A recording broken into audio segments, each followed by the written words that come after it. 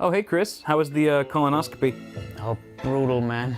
I don't know, something snapped off and it's just hurting. Yikes. Sorry about that.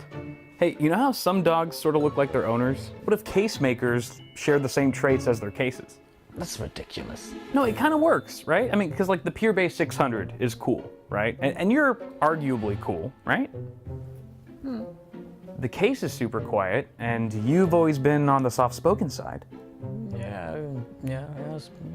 See, it's totally true. Actually, there's one more thing we have in common.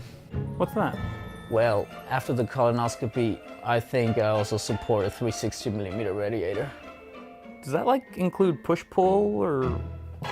The Pure Base 600 from Be Quiet offers a tempered glass side panel, sound damping material, and a highly versatile design. Ships with a pair of powerful Pure Wings 2 fans and intentional support for 360 radiators. Click the link in the description for more info. What's cracking, people? Welcome back to the channel. Hope you're all doing well. Today I'll be assembling April's PC of the month. Sorry I'm a little bit late on this, but it should be a pretty killer system. We've got an $850 budget Ryzen 5 gaming PC. I guess it could also be a streaming PC, or really you could use it for anything that the hardware will allow, which as you're about to see is quite a bit. I'm pretty stoked about the price point today. I think staying well under $1,000 puts this rig well within reach for a lot of us budget gamers and builders out there. Of course, if you were looking for something a bit more high-end, go ahead and check out the recent Ryzen build that I did, including a GTX 1080 Ti and an 1800X. But on that note, ladies and gentlemen, let's go ahead and take a look at the parts we'll be using for today's build. All right, look at this. I'm on a tripod today. Woo-wee! Moving on up in the world, getting fancy. Figured you guys would appreciate it. Won't have to deal with my shaky cam chronicles like you usually do. But let's take a look first at our CPU here. And there was a lot of debate and internal struggle that I was dealing with when choosing a Ryzen part. And eventually I settled on this Ryzen 5 1600. I almost went with the 1600X, but I figured this was the better value considering our tight budget. Honestly, you're still getting 6 cores, 12 threads. It's going to be great for multi-threaded applications, of course, as well as gaming, especially since I'm targeting this build to really game and shine best at 2560 by 1440.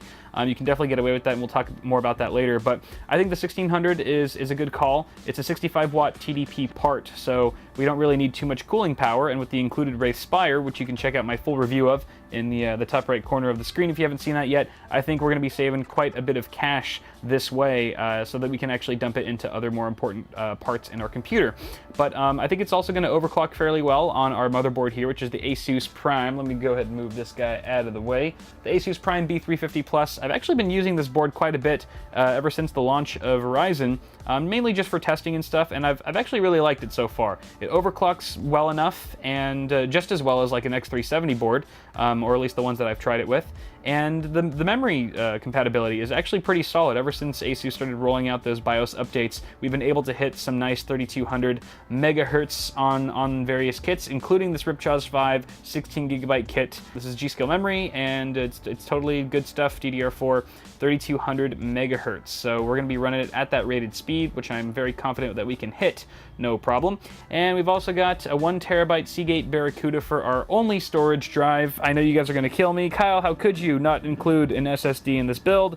I can already feel the riots brewing in the comments. But guys, with $850 to spare, I really wanted to squeeze every last ounce of performance out of our gaming PC here, which really I had to attribute that money, or distribute that money to like the CPU, the video card, and I didn't really want to cut corners in those areas. So what ended up happening was I cut corners with our storage. But that's okay, I think, because an SSD is super easy to upgrade later down the line if you just want to drop one in and migrate your OS and other applications onto it. Should be pretty straightforward. But I will say, if you guys are building something similar to the build that you see here, and you have an extra, $100 or so to spare, I would highly recommend getting an SSD in the 250-ish gig capacity for your operating system, because it will in fact make your system run a bit zippier, actually much zippier. But for the purpose of today's video, I think the 7200 RPM mechanical will do the job just fine for now.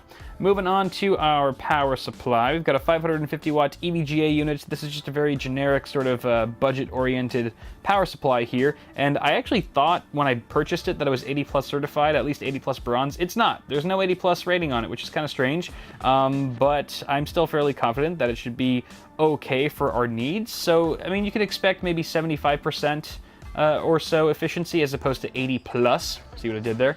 But honestly, we've got a low TDP part here for our CPU. Even if we overclock it, I think that's not going to draw too much power at all. And we've also got a fairly power efficient video card here from AMD, the brand new RX 580. This in particular is the Power Color Red Devil. Comes factory overclocked with a bit more headroom, but the RX 580, which just launched but from AMD not too long ago, is quite a bit more power efficient as well than the RX 480. Even though it's using the same Polaris 10 GPU in there, we should be able to get away with, you know, a non 80 plus certified power supply. At least I would hope so. Hopefully this build doesn't melt or incinerate by the end of it all. Let me go ahead and adjust the camera angle. Shaky Cam Chronicles are back again. Woo! And finally, we've got our case of the hour. This is the Spec Alpha from Corsair as part of their Carbide series. It's only about 75, 80 bucks, so a super budget-oriented case. Great for a build like this. And a lot of you guys have actually been requesting that I do a build in this chassis, which I was like, well, yeah, if there's enough request for it, then I will. So here it is. This is going to be my first time building in it personally, so I'm not sure what to expect. I haven't really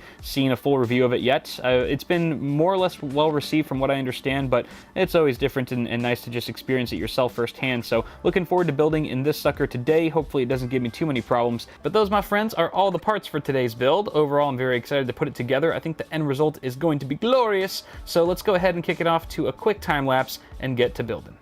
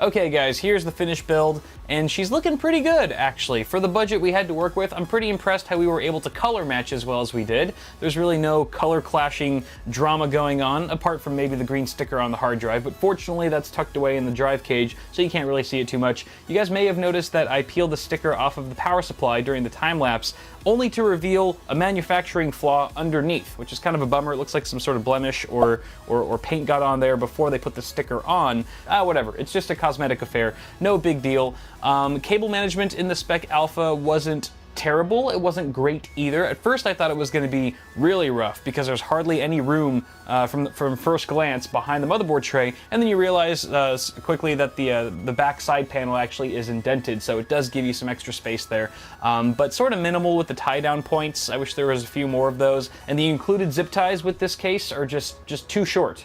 They're way too short, so Corsair maybe make them a little bit longer for next time. One thing I ought to mention is that there's actually no cable routing hole near the 8-pin CPU connector. So that means I had to route the cable all the way across the VRM, across the entire motherboard, and through the same hole that I routed the 24-pin ATX cable, which kind of looks a bit silly. Fortunately, the power supply cables are black, but if they weren't, God, that would just look horrendous. So also something to be aware of if you're going to be going this route with this case. There's also, you can sort of see the cables coming through the right side of the motherboard tray there, so it doesn't look the cleanest. I could have spent a bit more time tidying that up and making sure that they're not visible from this side of the case, but that's added time that I didn't really want to spend. Overall though, I'm pretty happy with how this turned out. I kind of like how the fans are, have red LEDs in them. It sort of illuminates just the right side of the case just a bit, gives it a bit of glow without having to buy some LEDs. But overall, very happy with how this turned out. Stay tuned for part 2 where we do a full analysis. We do all the gaming benchmarks, overclocking, acoustics and thermals, and that sort of thing, so it should be very fun. But guys, let me know what you think of this build. 850 bucks. I know for sure we can definitely do 2560 by 1440 gaming with the majority of titles at pretty decent settings. But let me know what you guys think, if this is a good value, if you like the parts list for this month. And yeah, love to hear your feedback. As always, thank you very much. Toss me a like on the video if you enjoyed it. Also, feel free to subscribe to the channel for more tech stuff coming at you really soon. And check out Bitwit Ultra, my ad-free early access channel for just $1.50 a month. First 2 weeks are completely free. You can back out anytime. Have a good one, guys. Thank you so much for watching. Once again, I'm Kyle with Bitwit, and until next time, I'll see you guys in the next video.